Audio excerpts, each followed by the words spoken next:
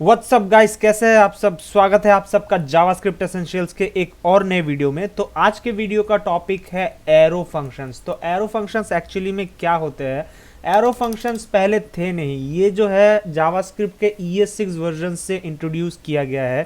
पहले हम लोग नॉर्मली जो कन्वेंशनल मेथड होते थे उससे फंक्शंस लिखते थे।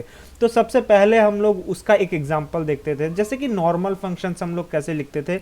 मान लीजिए एक फंक्शन मैं बना रहा हूँ, क्या फंक्शन बनाऊंगा जो कि सम दे देगा मुझे दो नंबर्स का। तो फंक्शन का नाम है सम, जो आर्ग्यूमेंट लेगा ए और बी, कुछ भी लिख सकते हैं, ए और बी मैंने दिया है यहाँ पे।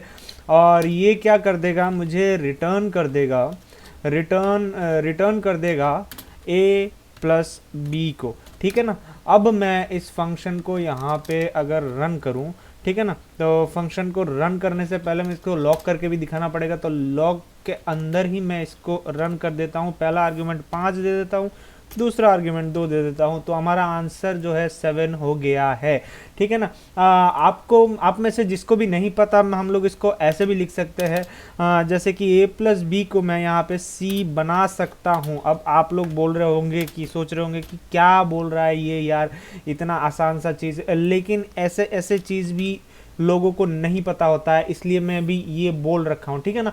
तो इसको सी के अंदर रख दिया तो भी हमारा आंसर सेम आ रहा है। तो जैसे कि इस चीज़ को भी, ये सम जो है इसको भी हम लोग यहाँ पे दूसरे चीज़ में स्टोर कर सकते हैं। जैसे कि मान लीजिए मैं किस में स्टोर कर दूँ, लेट लिखने का भी ज़रूरत नहीं है। मान लीजिए मैं स्टोर कर देता हूँ डी के अंदर। डी के अंदर मैं इसको स्टोर, ये क्या हो गया, हाँ, डी के अंदर मैं इसको स्टोर करने के बाद अगर डी को कंसोल लॉक कर दूं, यहाँ पे देखिए 7 सेम चीज़ आ रहा है। ठीक है ना। तो ये था हमारा नॉर्मल फंक्शंस जो पहले हम लोग लिखते थे। अभी अभी जो है, अभी क्या आ गया है, एरो फंक्शंस, जो पहले से ज़्यादा कन्वीनियंट होते हैं, आराम से लिखा जा सकता है। तो उनको ना फैट एरो फंक्शन भी बोलते हैं। क्या बोलते हैं इसको, फैट एरो भी कभी भी बोलते हैं, फैट एरो फंक्शंस। ठीक है ना। तो सेम फंक्शन को मैं फैट एरो से कैसे बना सकता हूँ, मैं इसको पहले कमेंट आउट कर देता हूँ। ठीक है ना। तो यहाँ पे मैं सबसे पहले फंक्शन का नाम यहाँ पे क्या रखा है, सम रखा है ना। तो वहाँ पे हम लोग फंक्शन का नाम रखेंगे सम, उसके बाद इक्वल्स टू डालेंगे, उसके बाद सिंगल ब्रैकेट्स, ये जो है फर्स्ट ब्रैकेट जो है इसके अंदर पैरामीटर डालेंगे 1 a b। अब यहाँ पे एरो सिंबल डालेंगे, इसीलिए इसको बोलते हैं एरो फंक्शन। जस्ट सेम यहाँ पे लिखते थे फंक्शन और उसकी जगह यहाँ पे ये एरो डाल दिया, और फंक्शन का नाम यहाँ पे हम लोग पहले लिख रहे हैं। ठीक है ना। अब आगे क्या करेंगे, आगे ये करली ब्रेसेस थे तो यहाँ पे वापस करली ब्रेसेस डालेंगे।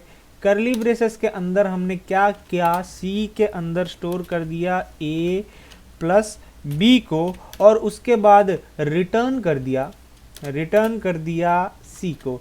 बहुत बढ़िया चीज़ है, रिटर्न कर दिया सी को। अब अगर मैं कंसोल लॉक कर दूं, किसको, कंसोल लॉक कर दूं सम फंक्शन के अंदर 4,1 को, तो आंसर हो जाएगा 5, क्योंकि 4 पहला आर्ग्यूमेंट में गया 4, उसके बाद गया 1, 4 + 1 5, तो रिटर्न हो गया C5। अब इस चीज़ को और आसानी से कैसे हम लोग लिख सकते हैं, ठीक है ना। ध्यान से देखिए, सबसे पहले तो मैं ये फालतू का चीज़ हटा देता हूँ, सी की जगह यहाँ डायरेक्ट a + b ही लिख देता हूँ। ठीक है ना।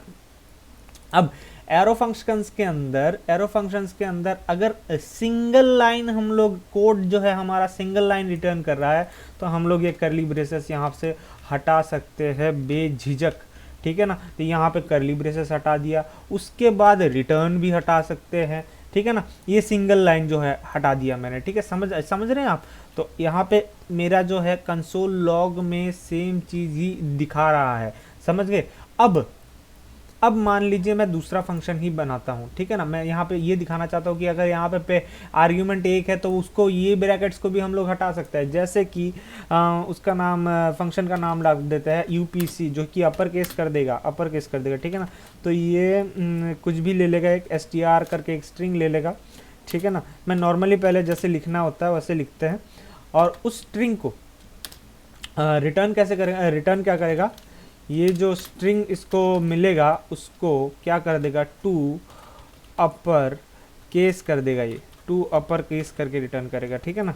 और ठीक है, अब अगर मैं यहाँ पे लॉग करके यूपीसी के अंदर भेज दूँ, छोटा छोटा भेज दूँ, ये देखिए बड़ा हो गया। यहाँ पे क्या कर रहा है ये एक एरो फंक्शन है जिसका नाम है यूपीसी। वो आर्ग्यूमेंट ले रहा है एक और रिटर्न कर रहा है उस आर्ग्यूमेंट का जो वैल्यू मैं पास कर रहा हूँ उसको अपर केस करके, ठीक है ना। अभी तो फिलहाल इसको इतना छोटा करते हैं। सबसे पहले तो ये सिंगल लाइन है, सिंगल लाइन है। देखिए ये तभी कर सकते हैं, ये जो करली ब्रेसेस तभी हटा सकते हैं जब सिंगल लाइन है, ठीक है ना। अगर मैं यहाँ पे कुछ ऐसा होता, अगर यहाँ पे ये c इक्वल्स टू ये हो गया और फिर ये हो गया, तो अब यहाँ पे लाइन कितने बन गए हैं, अब लाइन 2 बन गए यहाँ पे।